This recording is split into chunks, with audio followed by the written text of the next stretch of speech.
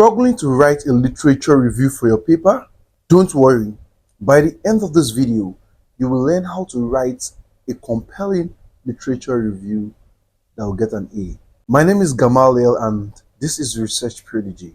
In this video, we are going to cover conceptual review, theoretical review, and empirical review. These are the three major sections in a literature review. We'll first talk about what a literature review actually means. Literature review is a section in your project works that talks about existing researches, what their study is talking about, what they have been able to find, what they did. It draws insights from several works and form a very detailed section. A literature review also helps us identify gaps. It identifies gaps in current literature and it gives us room for further research. It also talks about theories that have been used in the past and how your work fits well in what is already existing. It shows your understanding of the topic you are working on. It justifies the reason why you are working on that topic. It also builds credibility. The conceptual review talks about relevant concepts, relevant themes, relevant definitions, relevant topics that helps elaborate or discuss or expatiate your main work. It gives the reader, your professor, a clearer view of what you are trying to do or what you are working on. For instance, your topic is use of artificial intelligence in SMEs. You could define artificial intelligence, which is the use of machine, like use of machine in an advanced way. It shows an advanced level of human intelligence. It does what a human would normally do, but it goes higher.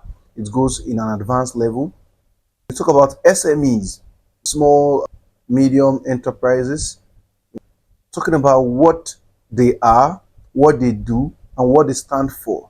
Now, you wouldn't just write the definition, you will write it as it has been stated in other research. For instance, Bola 2024 stated that SMEs give back to the economy or a major part of the economy or generate 80% of the economic revenue. Now you have been able to establish the fact that this is what SMEs do and you draw some insights from other people's work. Basically, what you want to do in a conceptual review is to identify keywords from your research topic, identify very important points from your research topic. I said artificial intelligence, SMEs in Nigeria. You talk about what artificial intelligence stands for. You talk about what SMEs are. You talk about SMEs in the context of the Nigerian economy. You talk about artificial intelligence and SMEs in the context of Nigerian economy. That is just an example of many. Basically, in a conceptual review, you are reviewing a lot of concepts that are, of course, related to your work. Not just their definition, you are bringing other people's insights, views, like other academic writers' insights and their views and whatever they think about SMEs in Nigeria. To further support or strengthen your arguments, you could bring statistics from other countries in other contexts and add them together to form your conceptual review so that it can have this academic rigor. The next section of a literature review is the theoretical framework. Now, in this theoretical framework, you want to bring up theories that matches your work. You want to bring up theories that talk about the variables in your work. You want to bring up theories that connect what you are trying to do, the research you are trying to do. So variables in your research, the ones that connect variables in your research. Here, you want to write in this manner.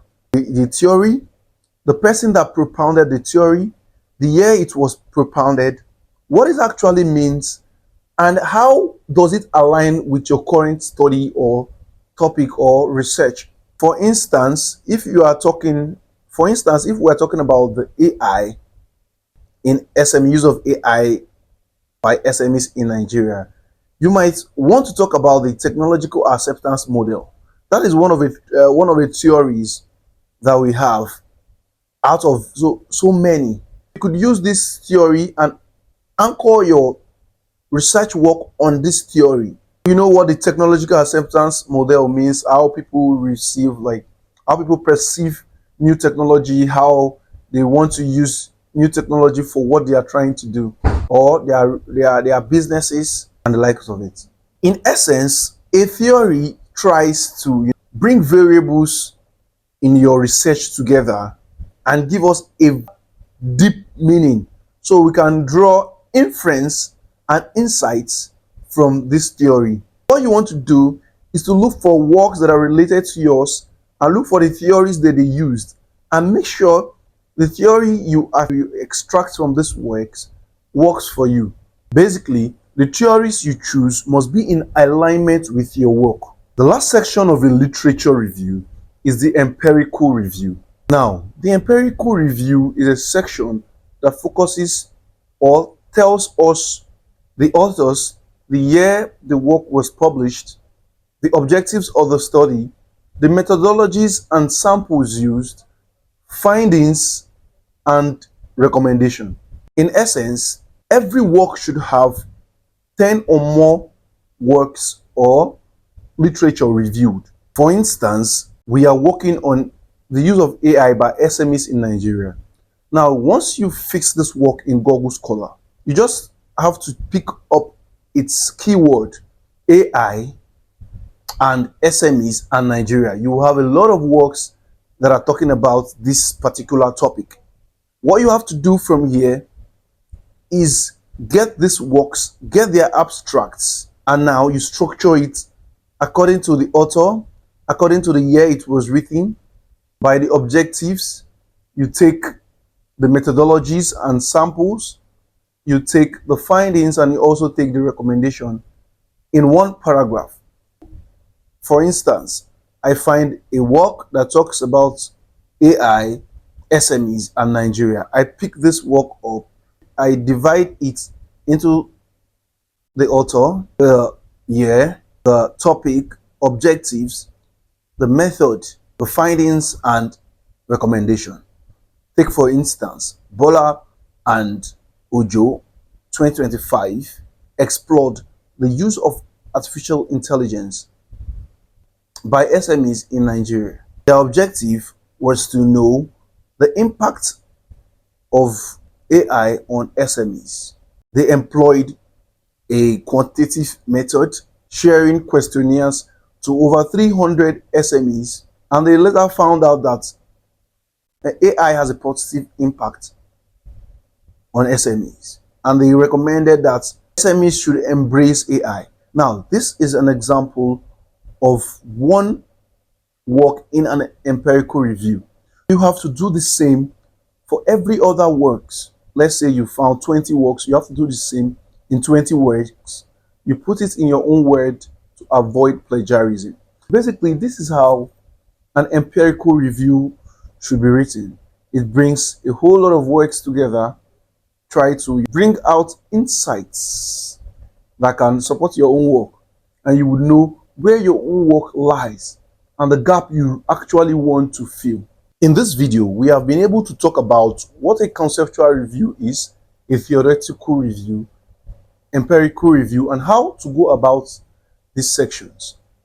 Bringing up of concepts, bringing up theories that connect the variables in your work, and bringing up existing research that have done something similar to you, stating their topics, stating their objectives, their methods, and findings. Now that you know what a literature review is, don't forget to start early, stay organized, and let this review guide your research. Like this video, share, and subscribe for more content.